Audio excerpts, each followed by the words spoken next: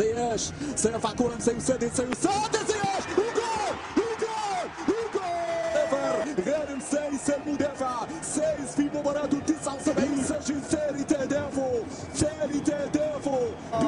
سايس، إذن سايس وجول أول للمنتخب. هذه الإعادة، التسديدة كانت قوية من حكيم زياش والمتابعة من سايس من دون رقابة. جايز هكذا يعطي تمريرة، حكيمي يصعد وناحي فلسطين وناحي يدور وناحي يبحث عن تسديدة كرة وناحي واحدة ممتازة، ومن هنا البداية في عملية 1-2 من أروع ما يكون. هكذا لعبت، هكذا مررت، هكذا تستمتع من خلال أحلى التمريرات. ينطلق حكيمي الآن، يمسك حكيمي العرضية، أنصر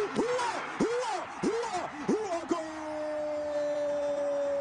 هذه الإعادة، اللقطة الماضية هنا هذه اللقطة اللي فيها كلام، هذه اللقطة اللي فيها نقاش.